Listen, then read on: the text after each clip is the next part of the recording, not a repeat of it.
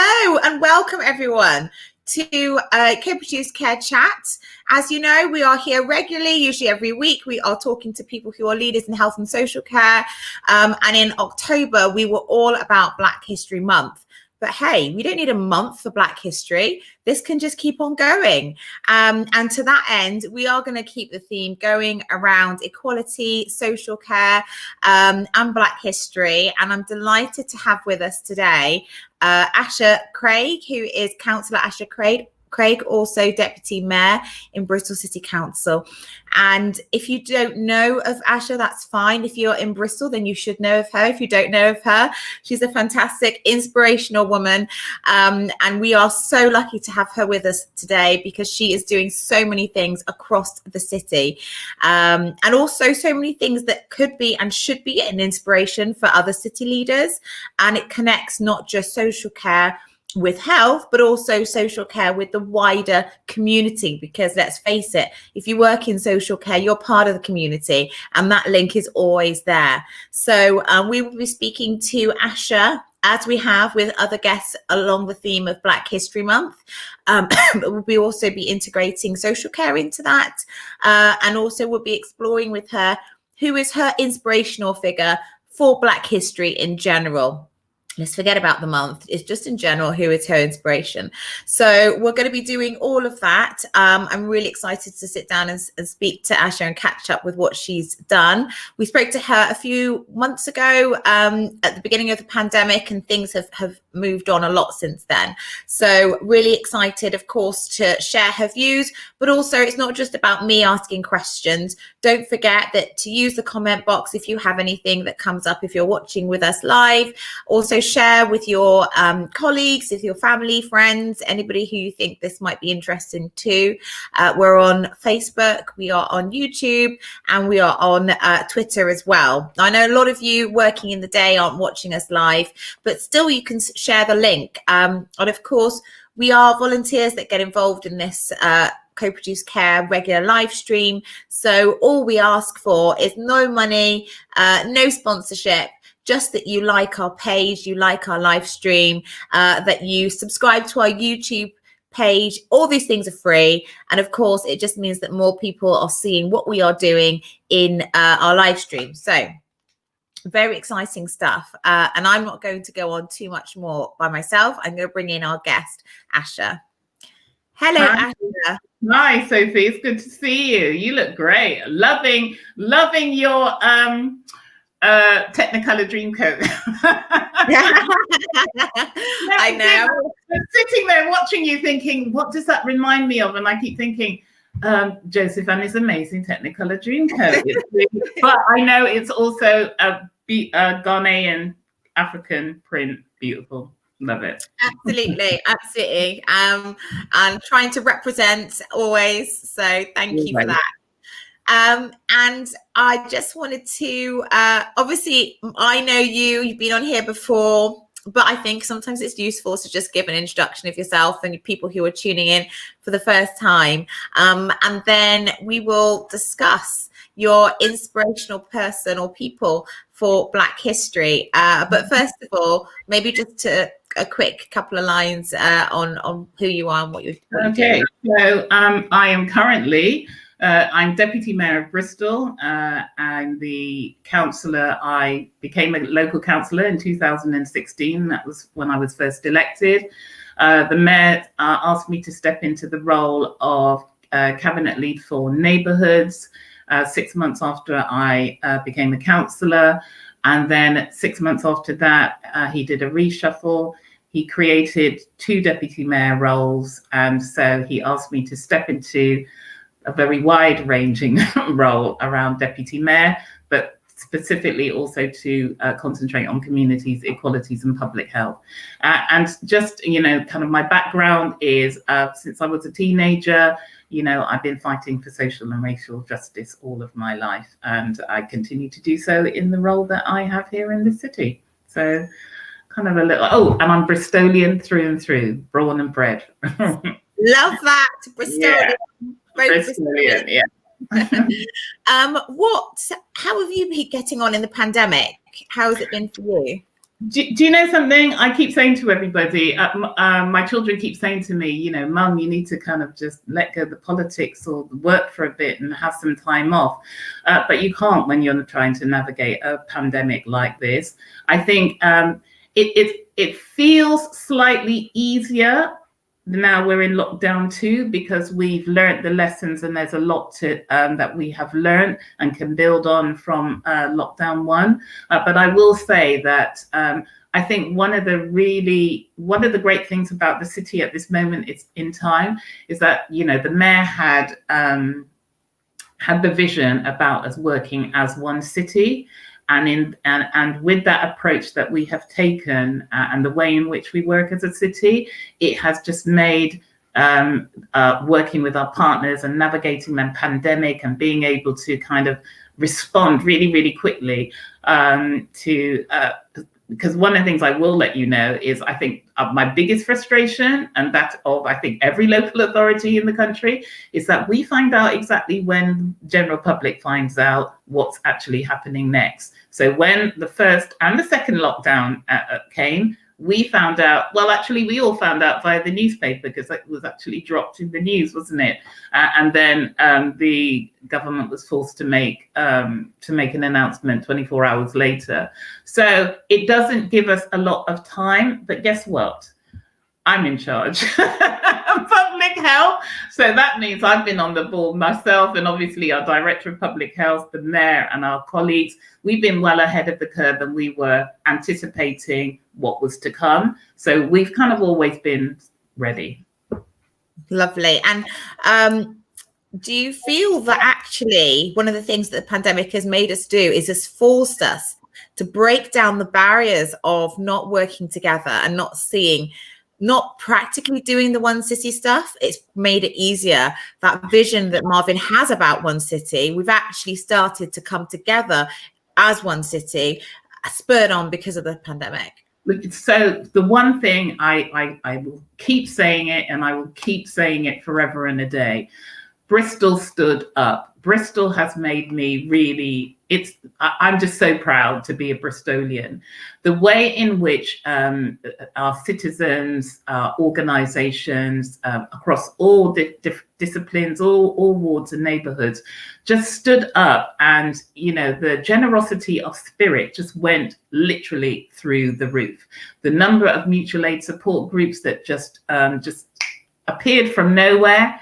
The council was able to wrap its arms around all of those groups to ensure that we were ensuring that we could cover issues around, you know, safeguarding, etc., but still very much giving the flexibility and the freedom for those local volunteers, local neighbours getting together, sorting out shopping. And then we just put the infrastructure, we kind of built on what was there. And that's what I loved. It was really like a bottom-up approach that we had, instead of, you know, what most citizens are used to, a very top-down heavy wheel control. No, we didn't. We actually went with the flow and just worked with the communities. And it's just made for an amazing partnership, I would say, also between the communities and the local authority. And what I will say as well is that the voluntary and community sector definitely moved from the margins to the mainstream, I think, particularly in the health and social care world. But generally, the voluntary and community sector is always seen as a second-rate partner, bit part player. Let me tell you, I don't think Bristol or any other city would have been able to have navigated the pandemic as successfully as we did if we did not have the voluntary and community sector. So it's important that we're moving them from the margins to the mainstream, and we will be making more announcements over the weeks to come about what we're going to do to support the recovery and the resilience of the sector going forward. Great. That's wonderful to hear. And it's wonderful to hear as a sector leader that you are recognizing that and recognizing the value of those groups, because we've interviewed quite a few people on here. We did a section on voluntary organizations, and there's so many across the city that are doing fantastic things. And can I just also add, more importantly, health and social care organisations, not just the care sector and the care homes, but those organisations who are standing up, addressing domestic violence, addressing mental health and well-being. We have seen figures go through the roof in relation to particularly domestic violence and obviously homelessness and all the other things. So again, huge props to all of those organizations who quickly pivoted, because a lot of your services are face-to-face, people coming into organizations or face-to-face services. So being able to pivot so quickly and actually respond and, kind of set up one-to-ones using Zoom. I'm telling you, remember before COVID, listen, you were dragging and kicking, dragging people kicking and screaming to even have a Zoom meeting or any kind of online meeting. This is it. This is, this is how it's going to be from here on in. And what it's also done, it's enabled us to engage with far more people. I can tell you now that over the last few months, particularly where we have put a lot of webinar, just like you have done, webinar events and conferences and moving stuff online, has actually, and I will say, yes, we do have digital exclusion does exist, but again, all of us are working hard to try and address that. But what it has done for those who can access digitally, it has expanded our scope and our membership. So many more people are engaging on a whole range of different fronts because technology has allowed them to. Yeah, I agree with all of that, 100%. And what I want to do before we get into the whole social care and community and everything, all the projects, because that's also really exciting. I can't wait to hear about the updates. Is to explore your inspirational figure for Black History Month, or just Black History. And I think we can. Well, you tell us who your people or person is and why. Okay. So a lot of people think that you're just going to go for, a usual suspect, but actually it's my mother. My mother died, and there's a picture. So there's a picture of my mother, Mavis, and my lovely father, Cleveland. So my mother came to England when she was 21 years old. 2 years later, she married my father, who's on the right-hand side. But unfortunately, she passed away when I was 8 years old. But I do remember her like yesterday. I remember so many things about her. And so many of my family members also say that I am exactly like my mother in so many ways. And I can only take that as a positive. I believe I am a very strong Black woman. I take any foolishness, as my family would say. But she was also really kind, very empathetic, great mother, absolutely amazing mother. And I really miss her. And so I think I embody a lot.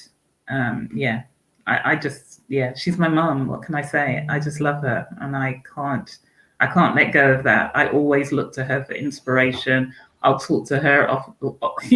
People may think I'm crazy, but I will talk to her now and again. We all do, I'm sure. Oh, I do it all the time. My mum passed 10 years ago, and I'll just be there, just like talking, not to myself. It sounds like it's to myself, but I'm thinking she's there with me, kind of reasoning things through. And they're just such an inspiration. And my mum came over, part of the Windrush, now it's called Generation, and my dad as well. And she worked as a nurse and in Glenside, which is now Blackberry Hill Hospital, which is now flats. So things move on, but and she a huge inspiration. So yes, again, so like your own mother as well, and like all of our mothers, we worked in the field of health and social care. We came to this country to become nurses, and that's what my mum did. And my mother worked in the hospital that was on the top of Black Boy Hill. There was a hospital where I think the Aspire is now, or just towards the top in front of the primary school. And my mum was there for many years. My mum was probably the same. I think that is black. What's it called now? It's Black Boy Hill. It's Black Boy Hill. Yeah, and there was a hospital at the top on the right hand side by the garage. Yes. Yeah, and it used to be Glenside. Oh, is that what used to be Glenside before it moved over to Frenchay? You sure? I'm talking about the one on the top of White Ladies Road, Black Boy Hill. Right. I'm thinking about Blackberry. That's why. Oh, No. Yeah. No. Oh, okay. Yeah. No, I see what you mean. Yeah. No, that's it. That's what. Well, the thing is, for those who don't know, I was brought up. So I was born here in the UK, but I was born and brought up in Redland. I went to Colston Primary School, which is now Cotton Park Primary School, and I also went to Cotton. What is now Cotton School, but it was Cotton Grammar School, and it was a boys' school at the time. So I was the first set of girls that went to the school, and one of only 2 black girls in a school of over 1,000 boys. Wow. So if anyone wants to know how I kind of cut my teeth, yes, at school. Yeah. I love that, and I suppose that was exactly that's how you learned to stick up for yourself, get your voice heard. No messing about. You were going to be heard no matter what. I love that.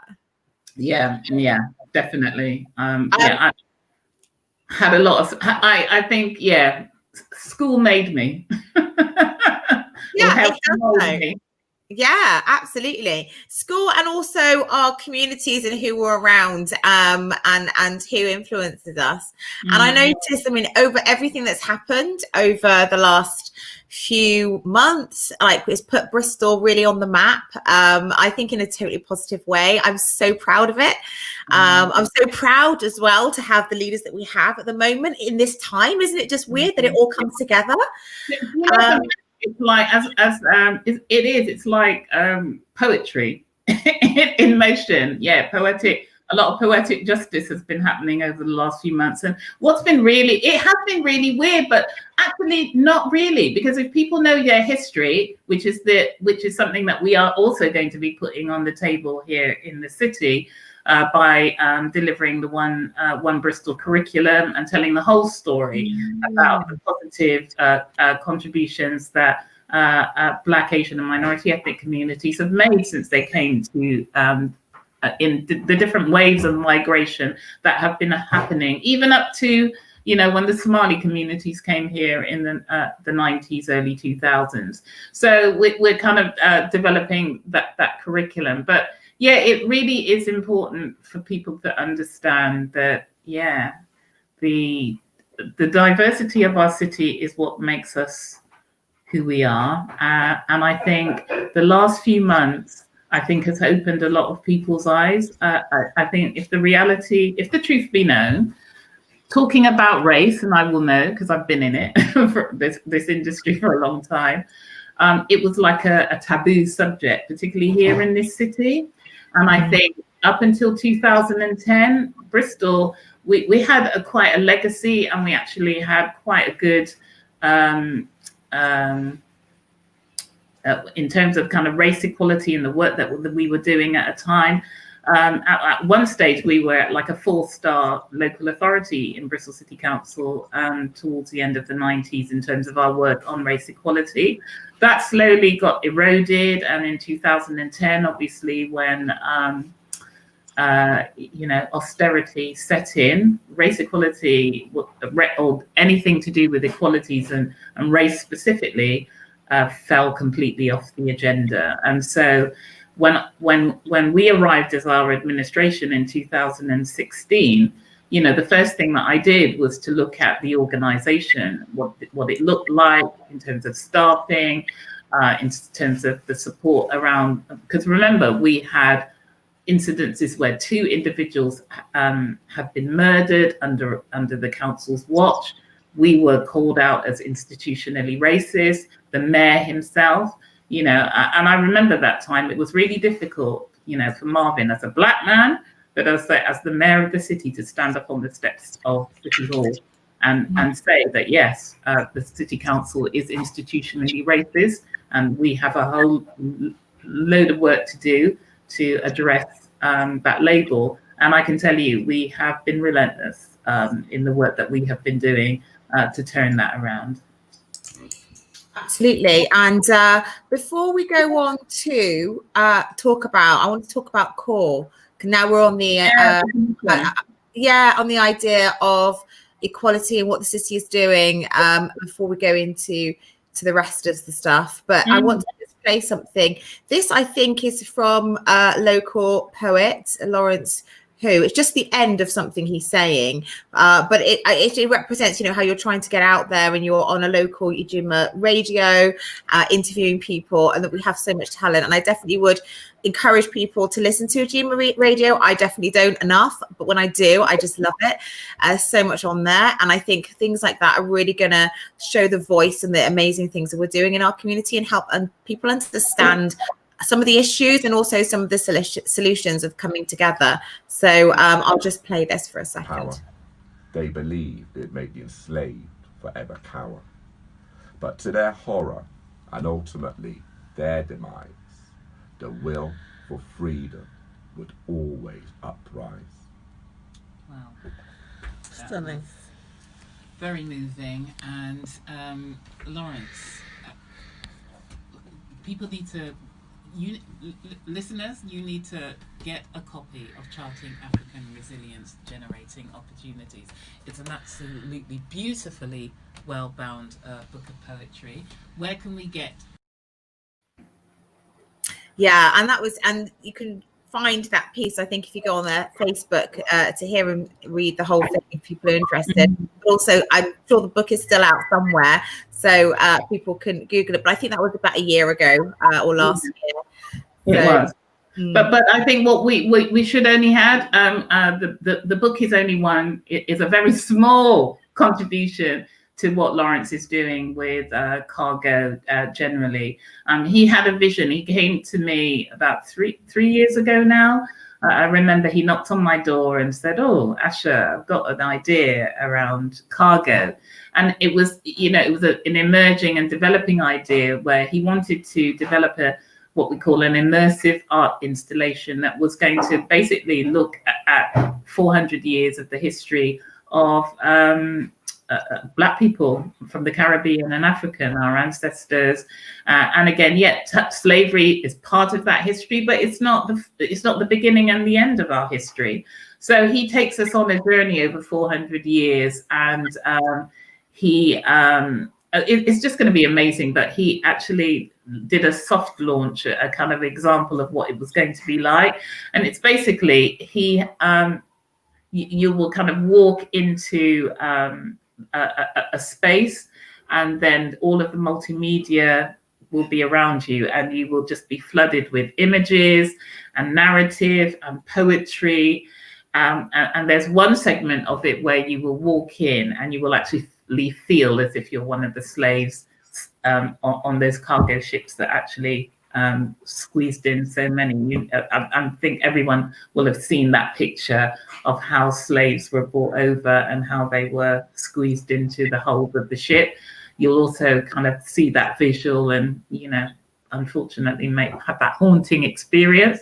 But it's just going to be a phenomenal it's going to be a phenomenal program when that comes. Obviously, COVID has thrown a lot of that out.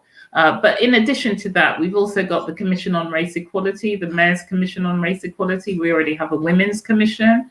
And we're also actually about to launch a Disability Equality Commission as well. I can talk a little bit about that one. But the Commission on Race Equality, it really is about how the communities across all different races come together to, I suppose, people don't like the theme, hold the city to account, but yes, hold the city to account, ensure that the policies and the practices and the programs that are being delivered, not just by the city council, but all city institutions across the piece, they are taking into account racial equity and ensuring that we eliminate all forms of systemic racism and discrimination. And so we've just appointed a new independent chair in Professor Olivet Otelli, who's the first Black woman or Black person to be appointed as a professor of the history of slavery here in the UK at University of Bristol. And we just appointed 14 new commissioners. They're absolutely amazing. There's a list and a breakdown, but we have 3 young. What's really making me really happy is we've got 3 young people on there, because I always keep saying young people are our future. Ignore them at our peril. And I personally can see the local authority and lots of other different institutions slowly and surely, 20, early 30, I can see some young people starting to run the council within the next 5 to 10 years, because they can do it. I know they can.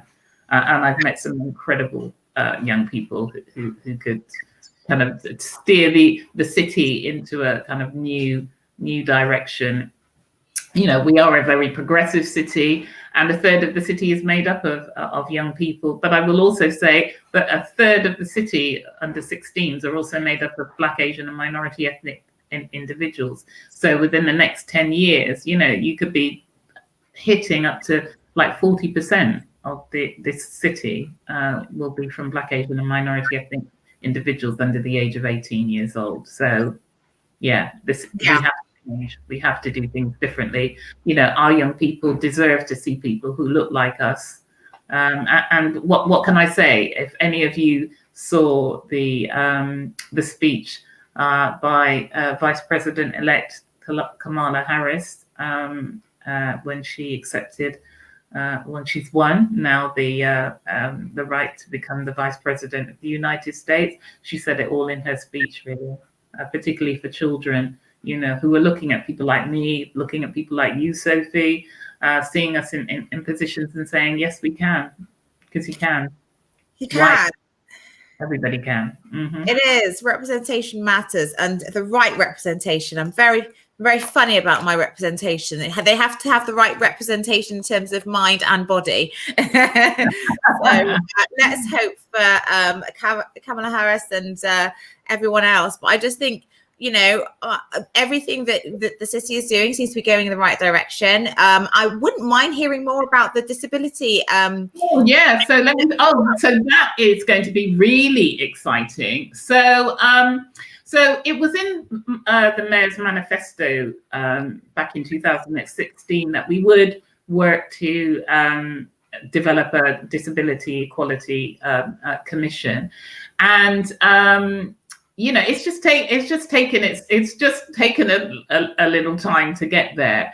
But about a month ago, I just thought, something, there's no excuse now. Let's just get on and get it done. So I was invited to Wessel's AGM to speak, and I literally, because I didn't have it planned, I was speaking, and then I just thought to myself, do you know something? Because this is how I work, right? I love it. I'm the kind of person, if you're going to do something, just say it and then get it done. Yeah. I am hot on delivery. So I just said, and by the way, I'm going to announce that we're going to establish the Mayoral Commission on Disability. And can I just say, the disability equality community have been so happy. They are so behind all of this. And what's really interesting is that it's interesting navigating this piece of work that we're doing, because obviously I'm not disabled. So I had to ask my disabled colleagues for permission for me to chair in the interim phase, because I'm not trying to pretend that, because it's we're talking about the social model of disability, for and of disabled people. So I didn't want to kind of be audacious and think, just because I'm deputy mayor, let me run this. So I asked permission, and they said, yeah, of course, we've got a kind of steering group made up of disability equality campaigners from across the city, really diverse. We've got Bristol Disability Equality Forum and Wesel as the key kind of infrastructure umbrella organisations in the sector very much behind all of this. So we have set out, we're going to conduct a series of conversations and consultations, but the aim is to get the independent chair of the Disability Equality Commission in situ by early January, and then we start recruiting however many number of commissioners the sector and the disability community decide that they want. I'm approaching, they've made it quite clear, the Disability Equality Commission, as with the core, needs to interface with all Bristol institutions. So even though Bristol is kind of kickstarting the process, they've made it clear as disabled people, we are a one city Disability Equality Commission. We want to interface with business and all different sectors. And so, yeah, we are, it's really, really exciting. Everyone is really kind of pumped up for this. And so we just want to make sure that we have the appropriate infrastructure in place. We're very clear about, I think, the conversations and consultations will also eke out what the priorities will be for the Disability Equality Commission going forward. And no doubt, I'm sure COVID will play its part in that. But yeah, I'm excited. I'm excited. Definitely keep us updated. We'd love to help. I will, yeah, well, most definitely. We will make sure that you get regular updates. So I think we're going to do maybe a little press release and a briefing so that all organisations are aware of the work that we're doing here in the city. But yeah. And maybe the new commission can come on here and talk about what lovely. When when we've appointed the independent chair, you can invite them along to come and speak about direction of travel. That would be great. Okay. Heard it here first, people. Very exciting. So I now want to move on to some of the concerns you might have or worries you might have just generally, and obviously it kind of affects the city as well. I was on the Department of Health and Social Care had set up a workforce, a task force for social care, and I was on the BAME advisory task force for that. And we did a report along with lots of different reports about the BAME experience in COVID-19 in social care, and also it connected with communities. We had loads of things that come up which represent a lot of the other reports that are out there, whether it's from the Runnymede Trust or whether it's from Public Health England or anywhere else, about those inequalities within social care, or just generally during COVID. What kind of concerns stand out for you, and what challenges do you think are there going to be for the city in the next coming months? Well, obviously, I think the challenges that we face is that we are entering the unknown. If you look at the modelling that has been done by government, we're obviously doing our own modelling locally as well. They're anticipating that the numbers of cases of COVID will go through the roof, and ultimately with a higher number of cases will, hopefully not, but unfortunately would come with a higher number of deaths. So, and then you've got to lay over that the fact that we're entering the flu season as well. So again, we stood up a local engagement board in Bristol that's co-chaired by myself and the mayor, bringing again all key leaders across the city together. We're now meeting weekly as we've now gone into lockdown, and we were approaching higher numbers. So we've gone literally within 3 weeks from like 22.5 cases per 100,000 to now 404. We're now apparently number 12 in the country in terms of numbers. I have seen some figures that make it looks like we might be plateauing, but we need to see that over the next couple of days. But I know that the lockdown 2, my daughter said to me today, well, it's not really lockdown, is it, Mum? I said, it's supposed to be really locked down. It is. But she says, but some of us can still go out to work a lot more than they did before, which is true. But it really is about kind of containing, trying our best to contain the cases and the cross-contamination, because we are finding that the spike happened when the schools reopened and the universities. We're now seeing the university numbers come down, but we're actually seeing the numbers rise amongst over 30 to 60-year-olds. So we know that it's in the wider community, and that's why the lockdown is happening, to avoid people mixing in houses. So as you know, you've gone back to that kind of bubble situation. No one's allowed to kind of come into your house. But interesting though, in the care home sector. So one of the things I can tell you now, so we were actually negotiating. We weren't going to wait until the government put us into tier 2. We were actually planning on going into tier 2, and the Friday before the lockdown happened, we'd actually written to government to say, based on what we were seeing and what was happening, we wanted to negotiate how we were going to go into lockdown into tier 2, and what that would involve.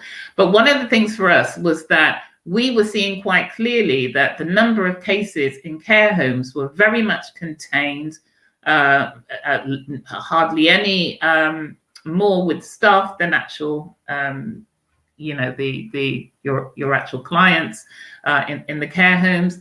So our negotiation for tier 2 was actually going to be what it is now. We've just seen the diktat coming through about allowing people to be able to see their loved ones, because we know that with the number of deaths that have happened in, just over the last few months, people just have not had the opportunity to grieve. Their parents or their loved ones are in care homes. They weren't able to kind of visit them. So, So an upside, I suppose, this time around is I think we've sent out guidance to all care homes at the moment about what you can do to put in place a process to enable family members to come and visit their loved ones. But again, it's going to be difficult. It's going to be easy for some and much more difficult for others. So it'd be interesting to find out from the letter that we've actually sent out, how many of our care homes across the city are going to be in a position to enable that process to happen. But yeah, I think it's just, and again, the cases of isolation, interesting, we're not seeing that level of need mutual aid support, but everything is all waiting. We have stood up our We Are Bristol phone line. We have all of our community hubs ready to go and work with our mutual aid support groups and volunteers. We've got a Bristol Food Network and Feeding Bristol. They've actually set up a food stock where they've got food up until, I think, February, to enable us to distribute across the city to anybody who needs it. And obviously, even though we're not doing shielding, again, those who have chronic vulnerable illnesses, they're being contacted to ensure that we can give them any support if they need it. It feels like this is a time when there is a lack of government guidance. It's almost time for city leaders to step up. And I feel like there's a real variation between those who do and those who don't, but those who are passionate about change, that now it's almost you're acting as if you're devolved. I don't know if that's too political, but it's almost like you're acting as if you are having to take control. Like you said, you were having to think, I'm just going to go into tier 2 because I can't wait on the government. Like you're saying, I like the idea that we're starting to think about closer working with care homes and care organizations to say, how is it that you're able to actually play out this guidance? And then hopefully from that, just creating local guidance, co-produced with providers, with communities to make it work. And there isn't any time now to wait from central government because A, I don't think they have the resources. B, I don't think they have the know-how. They have the wrong type of consultants. And C, actually, this stuff is better done locally. Anyway.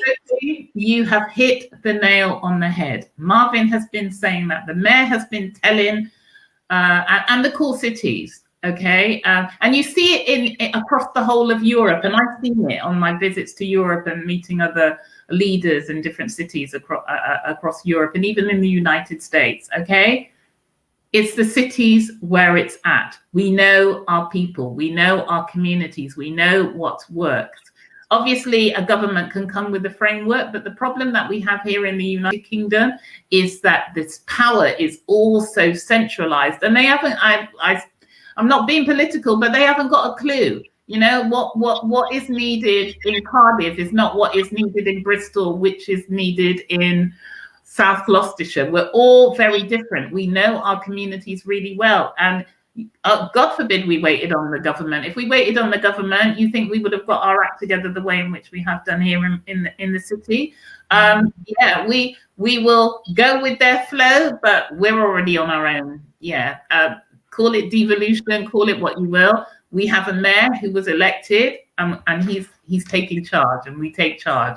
And we're just going to do what we need to do. So when the government was found wanting, we just get on with it. We haven't got time to waste, you know, because we want to protect our citizens. We care about our city. And I think that's the other thing people need to understand as well, is that you have leaders, all our leaders, our cabinet leaders, our councillors, but our leaders, particularly those of us who are in the cabinet, who've taken on the responsibility for all of the key areas of work that we have across the city. We're all Bristolians. We care about our city. You know, we have children here, grandparents, you know, we love our city. So we're not doing this. We're not just doing it. This isn't, for me personally, this isn't about politics for me. Never really has been, right? It is, but it isn't. I care. I love my city. You know, for too long, there were people who did not look like me, and I was very angry for a very long time in the way in which our communities were being disrespected and were being dealt a bad hand by every aspect of society.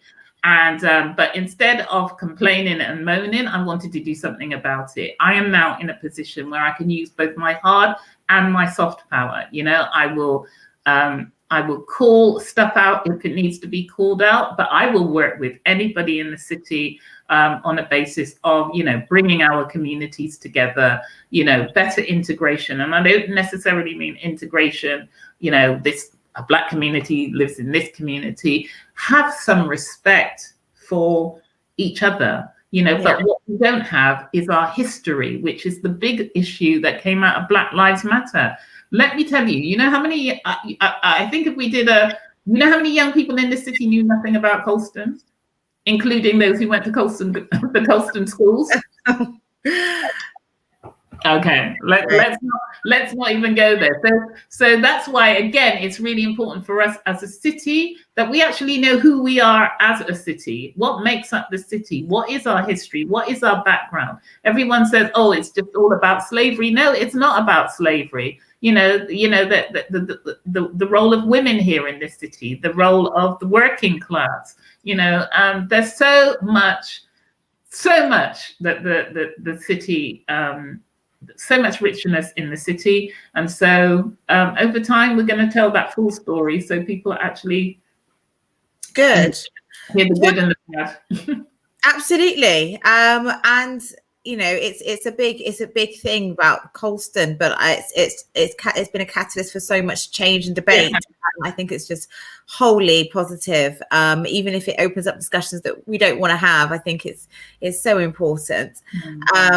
So we're going back now to the whole idea of workforce and social care and how we protect people.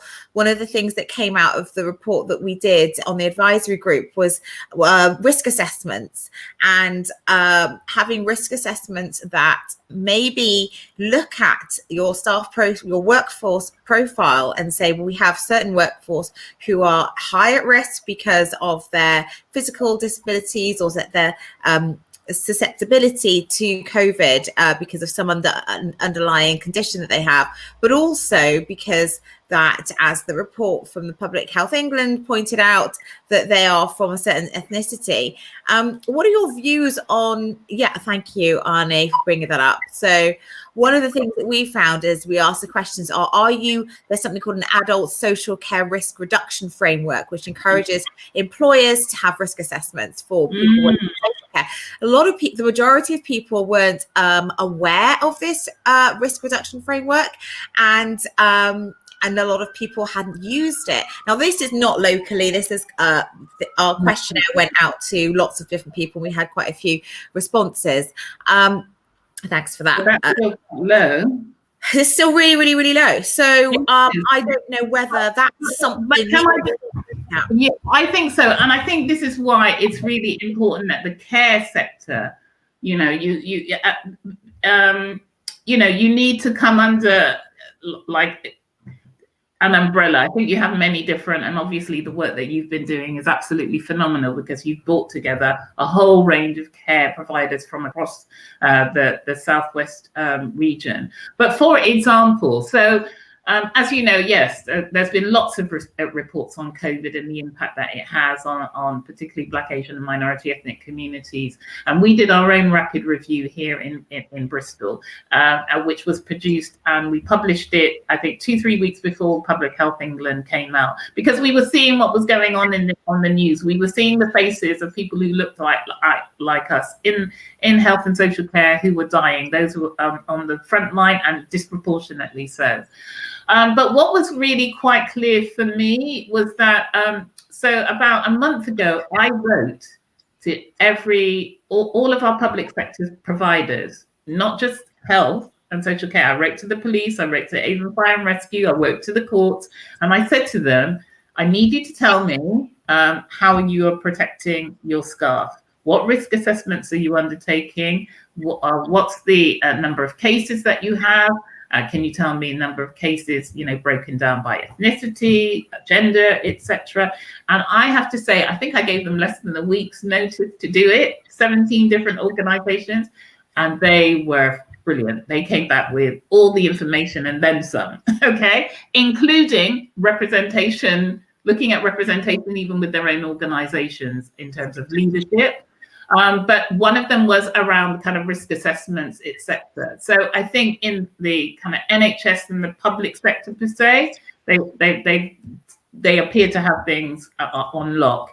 Obviously, we're only hearing it from the sector. I think what is missing is the voice of the carers, the workers within the care field.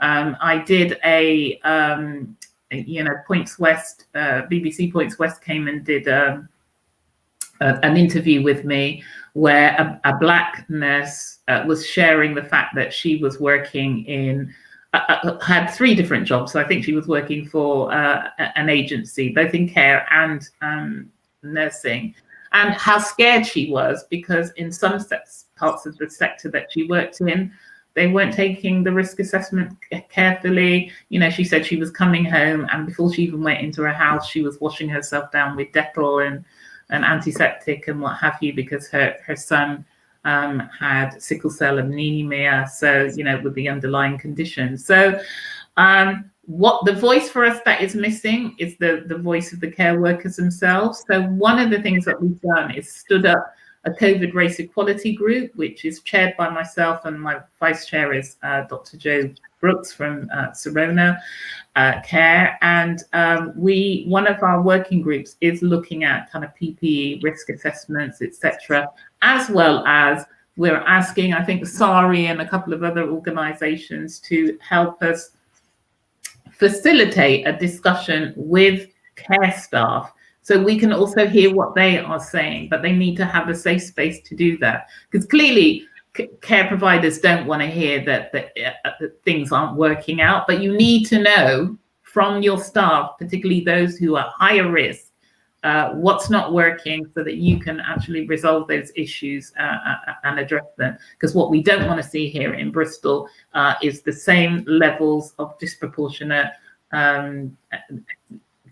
cases and/or deaths with specific communities, and particularly those who are putting their lives on the line all day, every day to protect.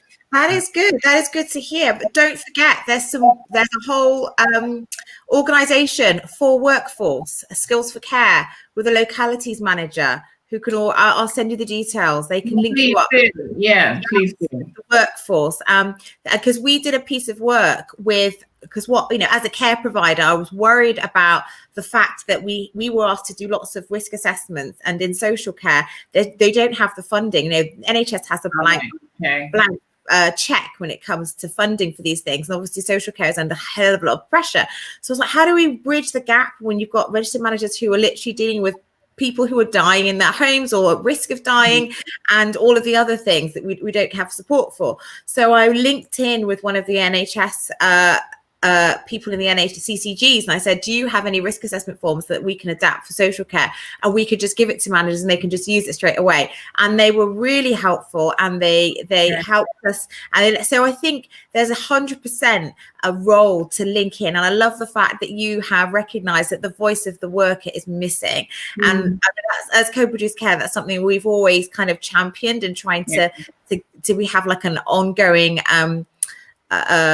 questionnaire about these issues that we're carrying over from.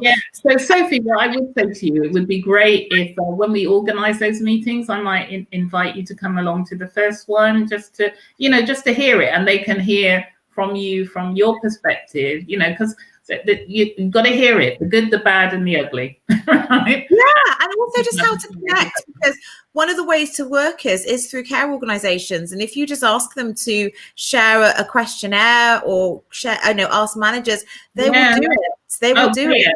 Okay, well, I think there's a perception sometimes that care organisations are risk averse, or they don't want to hear. Actually, we really want to help, and we really want to make things better. Just say as well, listen, you guys have been absolutely phenomenal, and I have to say this: thank you to everybody, with all of you care providers. You have done a phenomenal job, particularly here in Bristol. You have stepped up to the plate where we've had any breakouts; they've been able to be contained really quickly. And I have to say, because we obviously, I'm seeing the stats, I'm seeing the figures on a regular basis, and I know it's the one thing that our Director of Public Health says all the time: our care homes are just phenomenal. You're amazing in terms of what you've done and how quickly you actually move. So well done to all of you. Really? Yeah, it's really promising, and I love the fact that Bristol is kind of joining up the dots, and you've got the different commissions with disability, with race, and then moving now to workforce. It's incredible. So we're coming to the end of our session, and I feel like we could just talk on anything for so long. I was curious to find out about the Bristol. There's a helpline. We are Bristol Helpline. Oh, you're going to ask me for that number? I wasn't aware. So the We Are Bristol Helpline, it's something that we stood up. It's now reopened its lines. Anybody can make a call. So if you need any information on all things COVID, but it's specifically there to support anybody who needs support out in the community, and we can kind of commandeer all of that. So the We Are Bristol Helpline, I think it's open from like 8 in the morning. It's currently 5 days a week. We'll obviously step that up if the calls increase during this lockdown period. The information is on our Bristol City Council website. The other thing that you will find as well on our website, so twice a week on I think it's Monday or Tuesday at 5 p.m. and Friday at 5 p.m. we produce our latest COVID figures twice a week. And we give a lot of detail, so behind the figures. So we don't just produce the number, we also explain where the trajectory is going, how we compare to other local authorities.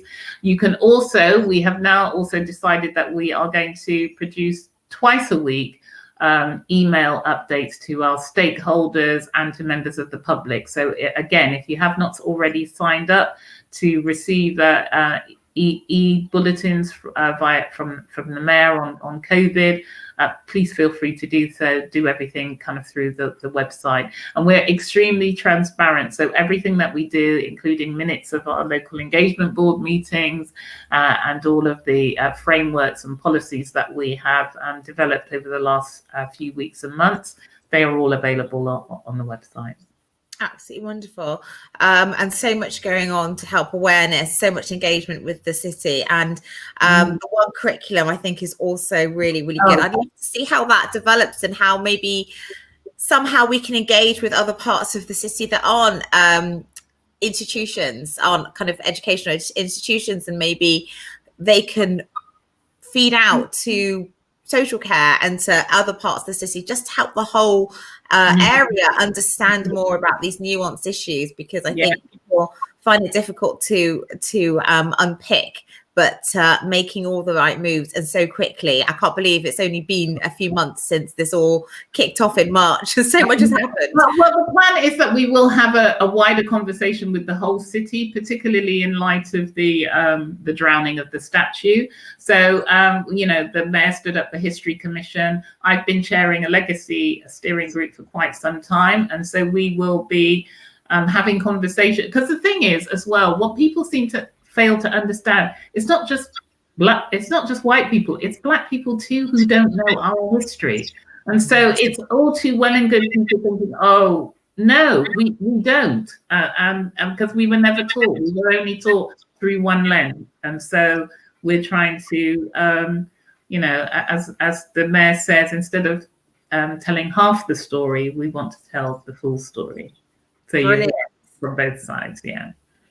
Fantastic. And that's a lovely way to end the live stream, and also to end, this is our last live stream about Black History Month and connecting that with social care and inequalities and everything. And I think actually we should just keep this theme going in my live streams, because it's just so helpful. Yeah, we should do, most definitely. I'm more than happy to come back or give you some ideas of people that you need to be talking to as well. But you know something, we're all going through a period where we are like kind of readjusting and learning. You know, so many people are learning, and I think also particularly that, you know, I actually don't like Black History Month because I'm Black 365 days of the year, not 31. You know, my history doesn't stop at the end of October. My experiences don't stop. I think I appreciate Black History Month because what it does do is it focuses people, and it's great that you get to learn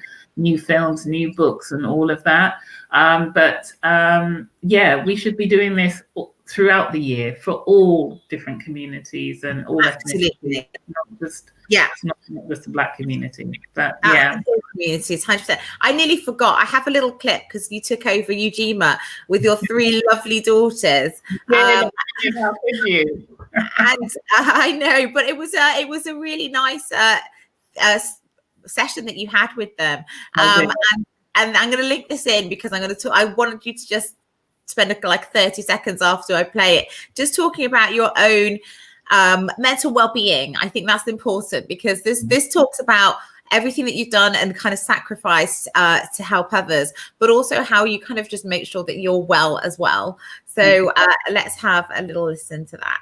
Mum, one thing I'll say is, ever since a young girl, like, I'll never forget, Mum worked in London for 5 years. I think I was between the age of, like, I want to say like 11, maybe 10 to 15. And, you know, if it wasn't for you moving away to London and doing the job that you I didn't move away, did I? I didn't move. You didn't move away. What did I do? What I mean, Mum, you was literally leaving at 7 a.m. coming home at 9 every day for like 5 years. That's crazy to me. But I feel like if it wasn't for those sacrifices that you made, we wouldn't be in the positions that we are today. And I'm so grateful. And Dad as well. Like Dad.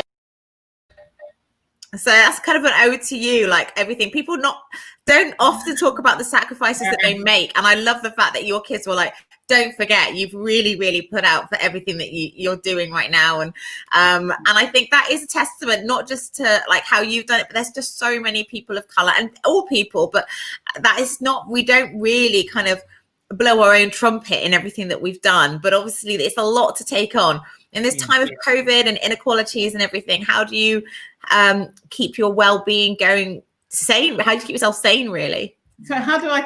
Well, I have to say it's my 3 daughters who actually keep me incredibly sane. Family is everything to me. So actually, when I'm not doing politics, even though they will tell you that they think I'm doing it all the time, I'm running the city 25/8. there are times I do get to switch off, and I can just be mum. But I also like take time to read. And actually, during the first lockdown, my daughter made me do something called 21 Days of Abundance, and which incorporated meditation and really kind of going into myself and thinking about the person that I am and the person that I want to become, or still need to become. And it was challenging because I am so busy, but I actually managed to get through it. And even the girls say, "Mum, you're much calmer now." Good. It worked. You see, Yeah, it did. That's reverse mentoring for you. Amazing. Yeah, exactly. Oh, thank you so much for sharing that with us. Well, thank you so much for having me on today. It's been a pleasure always, Sophie. And we will keep in touch. And I hope everyone has enjoyed listening to Asher and has taken something from it. I know I definitely have. And yes, thank you very much, Asher. Do take care. Speak to you soon. Too. Bye. Bye, everyone. So there you go, a really heartfelt, honest and informative session with Asher.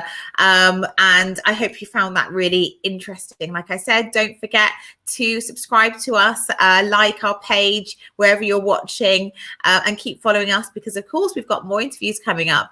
And our next one, if we could put that up, is with Donna Campbell. And Donna is head of something called the LGO, which is the LGSC now. These things add on social care as people realise that social care needs to be involved. But it's the local government and social care ombudsman. And you might, the whole reason why I wanted to interview Donna was because a lot of people don't understand what the LGO is and what it does and how it can help you. And I didn't know much about it, even as a care provider a few years ago, until I went to a training and I realised, actually, I think it might have been on my master's degree, I learned about it, and how you can complain to the LGO if you're worried that you haven't got the right services and you've tried all the different avenues of complaint. So if you're a person using services, if you're a family member, you can complain about your services and they can take that complaint up with you and on your behalf and go to whether it's statutory services or care provider organizations and try and make sure that you're getting what you need. So I'm really looking forward to her coming on and telling us how that works, how you can get involved. Also, they're very informative for care providers. So if you want to understand how to improve your complaints procedure and how to help people so it doesn't get to that stage, then they have a lot of very accessible information on their website, and she's going to talk us through that. They do training. I'm booked on to go on one of the training myself in next year. So I just wanted to give them a bit of a platform so people are aware of their rights in this sphere, and also they can access it and get the benefits. So we'll be interviewing her. And as always, do let us know if there's anyone else you want us to interview. We'll be back with another panel. I'm actually organising at the moment. There was some ridiculous statistics about maternity health for women. The CQC in their report recently said that a lot of the trusts are failing in terms of maternity care, and of course for people of colour, that the stats are even worse. So we're getting a whole panel together. We're going to talk about maternity care. We're going to get people from the NMC, the Midwifery Council. We're going to get doulas together. We're going to get people with lived experience. I'm one of them because I'm pregnant at the moment, so I can talk about that. But we're going to have a lot of people that we're going to engage with, and we really want you to also know about that. So if you subscribe and if you click the bell, then you'll find out when all that's going on, and keep in touch with us. So thank you for tuning in today. Very much look forward to you coming on and speaking about all the different guests ideas that we have. And don't forget, use the comment section, subscribe, and we'll see you very shortly. Okay, then take care, everybody.